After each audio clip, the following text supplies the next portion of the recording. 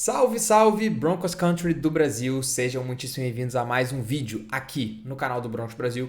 Meu nome é Vitor Matheus e é sempre um prazer enorme estar falando com vocês sobre a NFL, sobre o Denver Broncos e hoje, infelizmente, estamos aqui para falar sobre o final da temporada do Denver Broncos, temporada 25-26, que terminou numa derrota para o New England Patriots na final de conferência por 10-7, um placar baixo, um placar esquisito para uma final. E a gente vai falar sobre todos os detalhes desse jogo, mas antes eu vou dar dois recados aqui. O primeiro não vai ser o de sempre, esse vai ser o segundo, mas o primeiro é que eu queria agradecer a todo mundo que deu muita moral pra gente esse ano, essa temporada. Foi uma temporada muito especial, particularmente desde que eu criei o canal em 2020, foi a temporada mais especial cobrindo o time. Foi muito legal, a gente fez muitas lives, muitos vídeos, conteúdo muito legal aqui no canal. Nossa cobertura dos jogos em tempo real lá no Twitter, o grupo do WhatsApp. Então, acima de tudo, eu quero agradecer todo mundo que deu essa moral pra gente, que acreditou aqui no nosso conteúdo. E não é porque a temporada acabou que vai acabar o conteúdo, muito pelo contrário. Né? A off-season acaba tendo tanto assunto quanto, e a gente vai estar aqui. Então já fica o segundo recado, que é o meu pedido para você que não é inscrito no nosso canal, para dar uma moralzinha pra gente. É um botãozinho que você aperta aqui embaixo para se inscrever e outro para deixar o like nesse vídeo. Os dois ajudam demais a gente na divulgação não só desse vídeo, como todos os outros conteúdos aqui no Broncos Brasil. Até porque o melhor conteúdo de Denver Broncos no Brasil vocês encontram no Broncos Brasil. Bom, vamos falar um pouquinho do jogo. E assim, a gente sabia que seria um jogo difícil, né, por conta de todas as circunstâncias ao redor desse jogo. Assim que saiu a notícia que o Bo Nix tinha quebrado o tornozelo, que ele não poderia jogar, né, já se criou todo um contexto que os Broncos eram underdogs, que eram azarões. E essa foi a temática da semana toda. Né? Será que um quarterback reserva vai conseguir fazer o que pouquíssimos outros conseguiram? Né? Tem histórico disso, mas é um histórico bem reduzido. Né? O mais recente foi o Nick Foles, lá em 2017 com o Philadelphia Eagles, acabou sendo campeão do Super Bowl, né, de forma mágica. Mas a gente sabe que essa é uma exceção, não é a regra. Né? E tem um motivo pelo qual o Jarrett Stidham, que assumiu o jogo, assumiu a posição de quarterback nesse jogo importantíssimo, tem um motivo para ele ser quarterback reserva. Né? Ele pode até ser um dos melhores quarterbacks reservas, mas ele ainda é um reserva. Né? Então era um jogo difícil, era um jogo que a gente não só estava sem o nosso quarterback titular, como a gente estava sem o nosso running back titular, né, que já está há um bom tempo, mas existia uma possibilidade dele ir para o jogo, acabou não acontecendo.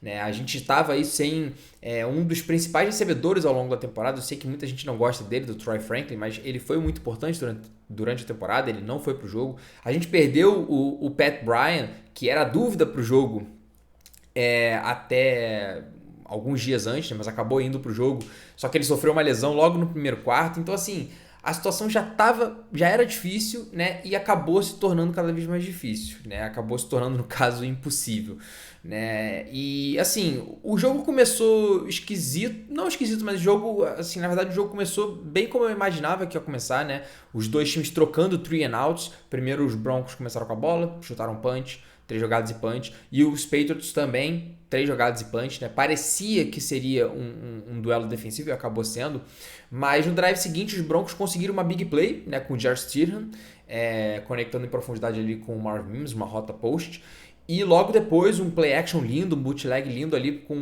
encontrando o Sutton no fundo da endzone, a gente abrindo 7-0, né? Então ali a gente começou a assim, ter uma perspectiva, cara, talvez dê. Né? A defesa está jogando muito bem, né? Acabou forçando o 3 and out de novo dos Patriots logo em seguida, a gente teve a bola, né? Então as coisas estavam começando a se encaminhar para um jogo bom, né? Um jogo completo do ataque, da defesa. E aí veio um momento que muita gente acredita que foi o momento que a gente perdeu o jogo, né? Que foi a decisão do Sean Payton de ir para a quarta descida, numa 4-1, né? Ao invés de chutar o field goal, de conseguir ali 3 pontos, que era praticamente garantido, eu acho, e ficar com 10-0 no placar, abrir 2 posses de vantagem. Mas eu confesso que eu concordei com a decisão do Sean Payton. Eu acho que naquele momento ali os Broncos estavam com uma superioridade boa no ataque, né? Já estava caminhando ali para ser o segundo drive que a gente conseguia mover a bola e a defesa estava jogando muito bem. Então, quando você tá já ali no final do campo, né? A gente estava na red zone e você tem a chance de conseguir aumentar para 2 touchdowns com a sua defesa jogando tão bem do jeito que estava, pra mim é muito compreensível, tá? Eu vi muita gente falando que foi esse o motivo para a gente ter perdido o jogo e eu não concordo. Eu não acho que esse foi o motivo capital e eu já vou falar qual foi, tá? Dito isso, eu não gosto nem um pouco da chamada, né? O Sean Payton acabou até pedindo um timeout para poder pensar melhor e tal no que ia fazer. A chamada original era uma corrida, tá? Não sei se era um sneak, não sei se era um handoff pro running back, não sei, tá? Ele só falou que a primeira chamada antes do timeout era uma corrida e depois do timeout virou, né, aquela chamada ali que foi um conceito que a NFL tem feito muito, né, que se chama running back fast to flat, ou seja, running back rápido para a flat, para a zona flat, né? É basicamente um play action rápido, né, que você não finge que vai entregar a bola para o running back, né? Só que a defesa dos Patriots estava pronta, né? E por que eu não gosto da chamada? Aí explicando, né, a gente pode até fazer uma análise tática e tal, mas explicando rapidamente por que eu não gosto da chamada. Os Patriots já tinham mostrado antes do timeout que eles colocariam muita gente ali na linha de scrimmage, né? Ou seja, aquilo que o pessoal adora falar aí ultimamente, que são aquelas pressões simuladas. Então, se você tem uma chance de atacar o quarterback na zona curta do campo, que foi onde a gente atacou, né? Porque a gente estava no lado curto do campo, a gente indo para a direita ali no rollout do Jarrett Stidham, fica muito mais fácil para a defesa, porque você tem menos espaço para cobrir. Então a pressão ela chega mais rápido, né? Então, assim, o Jarrett Stidham não é um quarterback, assim, ele tem a sua mobilidade e tal, mas ele não consegue fazer os passes com um ângulo igual o Bo Nix faz, né? Aqueles sidearms. O Bo Nix conseguiria completar esse passe um pouco mais rápido, né? Só que aí, enfim, a pressão chegou rápido, o Stidham só se livrou da bola ali, tentou fazer um milagre ali de conectar com o R.J. Harvey e não deu certo, tá? Mas o processo pelo qual a decisão, para mim, foi correta. Foi correta. Até porque, se a gente chuta o field goal, tá? E consegue os 3 pontos e tudo mais, e a gente devolve a bola aos Patriots, a média, mais ou menos a média, né? De ponto de início dos drives dos adversários está sendo na linha de 28 jardas, tá?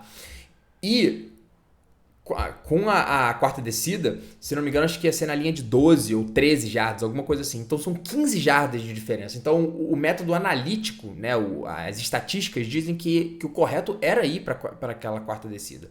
Tá? Eu sei que não leva em consideração o momento e tal, mas enfim, não acho que esse foi o problema, não acho que foi por isso que a gente perdeu o jogo. Agora, alguns drives depois que de fato aconteceu o que eu acho que foi o motivo pelo qual os Broncos perderam. Os Broncos perderam o jogo única e exclusivamente, tá? Dos detalhes do jogo, tá? Não as questões extra-campo. Por conta do turnover do Jarrett Stidham. Né? Era uma chamada numa 3ª para 4, não era tipo assim, você precisa de 10 jardas, de 15 jardas, era uma 3ª para 4. O Sean Payton chamou uma running back screen, tá? Os Patriots estavam, né, completamente preparados para conter essa jogada. O Jarrett Stidham, ele faz um drop back muito longo, ele vai indo para trás, vai indo para trás, ele não consegue nem jogar a bola no pé do running back, né? E aí, como a pressão chega, né, ele acaba sendo tocado, né? Então, aquilo que poderia ser um passe incompleto muito fácil, ou até um intentional ground, né, que é quando você lança a bola e não tem ninguém na zona, que teria sido muito melhor, acabou virando um fumble e os Patriots ficaram com a bola na red zone, né? Tanto é que logo depois, 2 jogadas depois, eles já tinham lá feito o touchdown, né? Então, assim, se a gente não tem esse turnover, se a gente só devolve a bola para os Patriots, a gente sofre o sack, entrega a bola para eles, eles vão começar lá na linha de 30, 35, 40, que seja. Eu duvido muito, do jeito que a defesa estava jogando, duvido muito que a gente teria tomado um touchdown, pelo menos um touchdown tão rápido para mudar o momentum do jogo. Para mim, esse foi, assim, o momento de virada de chave do jogo. É um turnover inadmissível. Eu sei que ele é um quarterback reserva, que ele teve poucas repetições ao longo do ano com o time titular, mas é inadmissível um cara que está na NFL desde 2019 não conseguir ou jogar a bola fora, ou aceitar o sack, ou, no melhor cenário possível, jogar a bola no pé do running back. Cara, a screen não tá lá, não tenta recuar, não tenta. Joga a bola no pé do running back, joga no chão, pra que ninguém consiga pegar a bola. E aí ele fez um dropback gigantesco e entregou a bola para os Patriots, né, na cara do gol, né? E o resultado a gente sabe, tá? Então esse para mim foi o momento chave, tá? Porque se a gente, mesmo que a gente não tenha conseguido aquela quarta descida, aquele drive, o drive seguinte dos Patriots, eles não fizeram nenhum ponto. Não sei se foi o 3 and out, se foi outro 3 and out, mas foi punch. Então eles devolveram a bola, sabe? Então aquela decisão não levou a nenhum ponto dos Patriots. Enquanto o turnover do Steelham levou a 7 pontos dos Patriots, sabe? É um swing, é um balanço muito, muito grande, que acabou custando o jogo pra gente, né? E aí a gente entra, né, nos pormenores do jogo também, que a gente teve, assim, diversos, quer dizer, diversos é forte, mas a gente teve algumas jogadas que os wide receivers poderiam ter feito um trabalho melhor, né? O Cortland Sutton, por exemplo, teve uma rota ali, uma rota intermediária que a bola foi um pouco atrás, eu entendo, e teve muito contato do Christian Gonzalez, talvez poderia ter sido marcada a falta, mas que a bola bate nas duas mãos dele e ele não fica com ela, né? O Lil Jordan Humphrey mais pra frente teve outro meio que um drop, né? Uma boa jogada do DB, mas um cara daquele tamanho tem que, né, colocar a bola, segurar melhor, usar a envergadura dele para proteger melhor a bola. E a gente não teve, né, um elemento dos wide receivers ajudando o seu quarterback. Como eu falei durante a temporada inteira, né, que a gente precisava ver os wide receivers ajudando o Bo Nix. Não só o Bo Nix lançando para eles quando eles estão muito livres ou, sabe, um passe perfeito. Os wide receivers têm que ajudar, tem que ser um jogo complementar, né, e a gente não viu isso para além da big play ali do Steelham, que foi um bom passe, né, do Steelham pro Marvin Mims, né? Então, mais uma vez, vai ser mais uma off-season que a gente vai entrar, né, com aqueles vídeos, aqueles cortes dos wide receivers dos Broncos fazendo lances, assim, nesse caso não chega a ser bizonho, mas, né, que fizeram muito falta. Tanto quanto no ano passado, contra os Bills lá em Buffalo, como esse ano contra os Patriots em Denver, os wide receivers, os recebedores de uma forma geral, poderiam ter feito um jogo melhor, tá? Mas isso é assunto para outros vídeos. A gente vai falar bastante aqui sobre o que os Broncos vão fazer, o que a gente quer que os Broncos façam, o que os Broncos podem fazer, enfim. Muito conteúdo legal aí para vocês, então já deixem o like aí e vão se inscrevendo no canal, tá? Isso tudo foi no primeiro tempo, tá? E aí no segundo tempo, o que aconteceu? Começou a nevar muito, mas muito, nevou muito. Teve um momento do jogo, ali assim, uma diferença de 5, 10 minutos, que o campo saiu, né, daquele verdinho com alguns pontinhos brancos de neve para um campo só de neve. Você não conseguia ver os números, você não conseguia ver nada do verde da grama, né? E aí, nesse caso, fica muito difícil de você jogar, sendo que você não é um time que corre bem com a bola. Os Broncos, ao longo do ano inteiro, não foram um time eficiente correndo com a bola. Só foram muito bem em algumas situações com o J.K. Dobbins. E aí é outro cara que fez muita falta, né? A gente não precisa nem falar quanto de falta fez o Bo Nix, né? Inclusive eu falei lá no Twitter do Broncos Brasil, eu falei, cara, eu não tenho a menor dúvida. Se o Bo Nix estivesse saudável, os Broncos teriam vencido esse jogo, talvez até com uma certa tranquilidade. Talvez isso seja um exagero, porque todos os jogos dos Broncos tiveram emoção, mas eu garanto, assim, eu sei que não existe certeza, mas eu tenho uma convicção muito grande que se o Bo Nix estivesse saudável, os Broncos estariam no Super Bowl. Provavelmente, talvez não vencessem, né? O Seattle Seahawks chega muito favorito do Super Bowl, um timaço, mas os Broncos estariam no Super Bowl, né? Enfim, e aí o J.K. Dobbins fez muita falta, porque mesmo sem o seu quarterback titular, você poderia se apoiar um pouco no seu jogo terrestre. Né, o R.J. Harvey ele teve algumas boas corridas e tal, o Jaleel McLaughlin teve uma ou outra também, mas de forma geral foi mais um jogo abaixo, né, do que se espera de um jogo terrestre, do que se espera de um time que tem a linha ofensiva boa dos Broncos, né? Então uma pena, né, a gente não ter nem o Bo Nix nem o J.K. Dobbins, não ter nenhum dos dois, é realmente uma pena. Mas se a gente tem uma coisa de positiva para destacar desse jogo é a defesa. A defesa dos Broncos ela fez tudo que estava ao alcance dela tudo. Só não teve turnover, né? Porque os Patriots também foram muito conservadores, muito conservadores. Só pra vocês terem uma noção, o Drake May é o primeiro quarterback da história da NFL, ou pelo menos desde 1970, alguma coisa assim, né? Quando na NFL era muito mais terrestre do que aéreo. É o primeiro quarterback em muito tempo a ir pro Super Bowl, sendo que na final de conferência lançou para menos de 100 jardas. O Jarrett Stidham teve quase o dobro de jardas que o Drake May. Né? Então, só aí você vê que o jogo não foi vencido pelo quarterback e pelo ataque dos Patriots. Sabe? Quem venceu o jogo foi a defesa dos Patriots. Mas o que eu tava falando sobre a defesa dos Broncos, eles fizeram... A defesa como um todo fez de tudo para manter o time no jogo. Tudo. Né? Conseguiu boas posições de campo. Conseguiu parar os Patriots na red zone, no único drive que eles conseguiram mover um pouco a bola, né? Mas aí tem um momento que, assim, que não tem como, que o ataque precisa fazer algo, né? Ainda mais na neve. Então, assim, fica uma pena, né? Mais uma vez, a gente ficar curto, né? Ano passado foi por motivos diferentes, mas esse ano, inclusive um adendo é que nos jogos de playoff dos Broncos, né, desde o ano passado, contra os Bills e o jogo de semana passada contra os Bills também, a defesa não tinha jogado bem nesses jogos. Né? Não tinham sido jogos muito inspirados a defesa, cederam muitas jardas, né, contra os Bills. Mas ontem, contra os Patriots, a defesa foi impecável pelo chão, pelo ar. Foi realmente uma atuação de gala da defesa. Uma pena mesmo a gente não sair com o resultado, tá?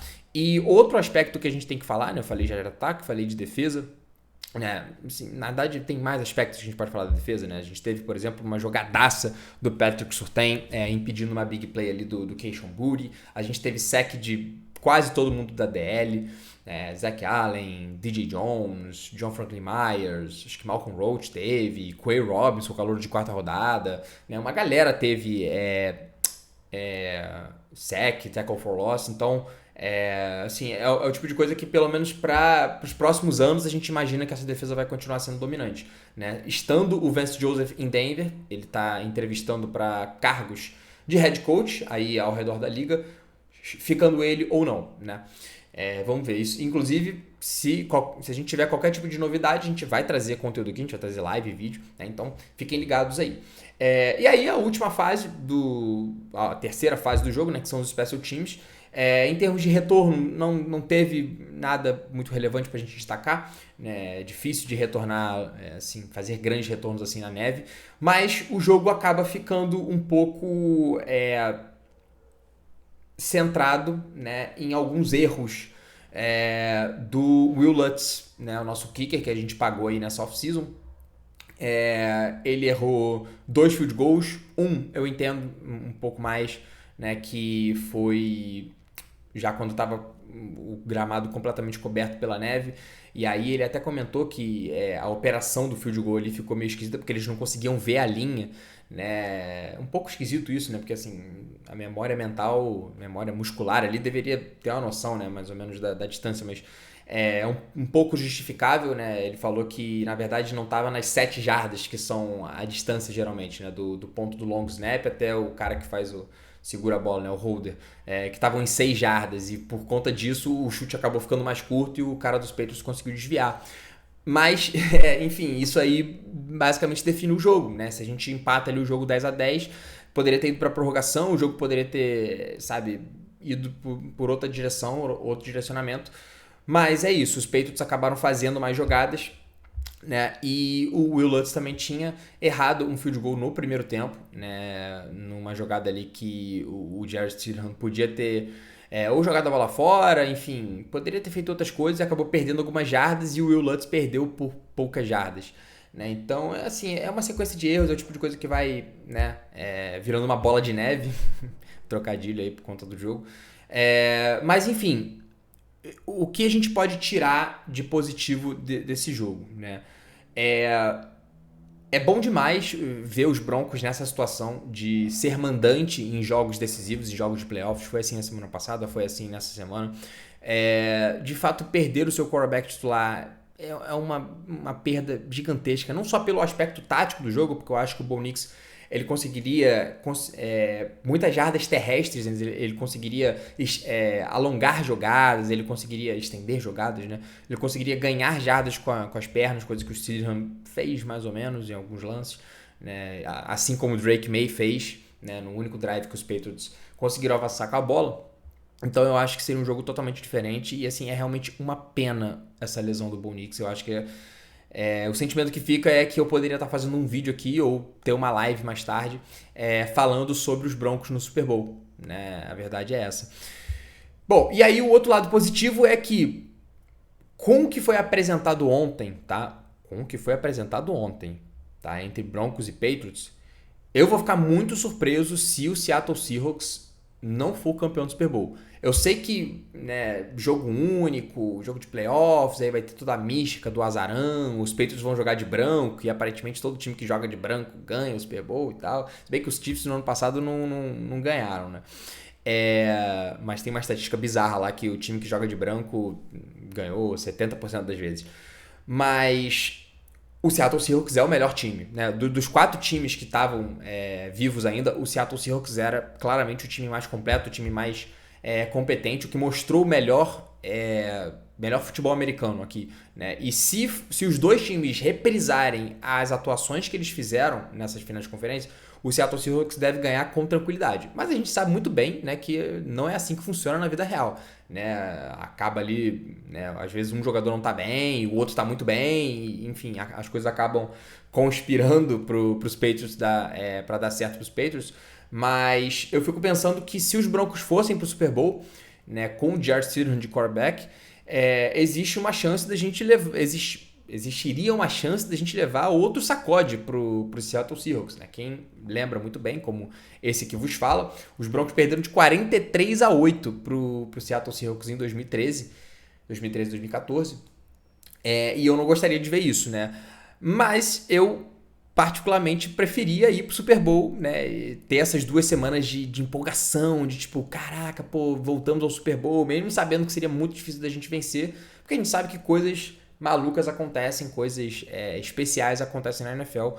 Mas é isso. E aí, digam aí nos comentários para quem vocês vão torcer, né? Eu imagino que grande parte vá torcer pro Seattle Seahawks, porque tem uma rivalidade ali com os Patriots, mas eu também não duvido que tenha muita gente que vá torcer pros Patriots, porque não superou ainda aquela derrota pro Seattle Seahawks em 2013, né? Então é isso, pessoal. Vou ficando por aqui. Essa semana ainda, ou na outra semana, talvez, vou pensar vou montar um cronograma de vídeos e lives aqui, a gente vai falar bastante sobre o futuro do time, tá? Sobre a situação da lesão do Bo Nix, sobre os free agents que vão chegar aí em março, né? Março já tem a free agency, em abril tem draft, sabe? Vai ter muita coisa legal ainda pra gente falar. E eu queria deixar um recado final, tá? O recado final é o seguinte: os Broncos vão continuar sendo um time muito forte, muito forte. Eu particularmente não sei se nos próximos anos a gente vai ter uma situação tão boa, tão favorável pra gente quanto a gente teve esse ano, né? Se a gente for considerar que Patrick Mahomes, Lamar Jackson, Joe Burrow, essa galera toda não jogou nos playoffs, nem avançaram nos playoffs, né? Enfim, os times jogaram mal, teve lesão e tudo mais e tal. E os Broncos tiveram a seed 1, os Broncos decidiram todos os jogos em casa, né? Acabou que em um jogo essa vantagem foi muito boa, né, contra os Bills, e contra os Patriots, acho que não. Acho que se não tivesse nevado tanto, talvez o Steelers tivesse jogado melhor. A gente tem que destacar isso também, que o quarterback play do Steelers foi abaixo, mas muito por conta das condições climáticas também, tá?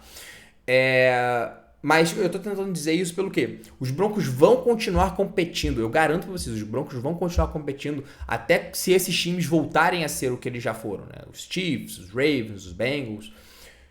Mas a AFC é uma liga, é uma conferência que vai ser muito difícil de vencer. Muito difícil. No ano que vem, eu imagino que talvez Patriots, Broncos e até outros times façam uma regressão à média. É bem possível que os Broncos não vençam 14 jogos de novo no ano que vem. Não tenham a seed 1, sabe? Mas se vencer 12 jogos, talvez já garanta a divisão, sabe? E eu acho que isso é muito bom, cara. Isso é muito bom pro esporte. Você ter jogos duros, jogos difíceis, jogos competitivos é muito bom. É muito melhor do que você ter, né, um time que todo ano ganha divisão, como era o caso lá dos Chiefs até no ano passado, como era os Patriots na época do Tom Brady. Então eu tô muito animado. Eu tô muito animado para ver esses confrontos que a gente vai ter na AFC West, na AFC, e se tudo der certo, Broncos no ano que vem vai ao Super Bowl. É isso, pessoal. Infelizmente, a temporada acabou, mas, como eu disse, muita coisa ainda pra gente falar, muita coisa ainda pra gente viver. Vou ficando por aqui. Go Broncos, como sempre. Let's fucking bowl. God bless Bo Nix e que ele melhore aí do tornozelo e que ele volte o quanto antes pra guiar a gente até a Terra Prometida. Valeu, pessoal. Um abraço. Até a próxima.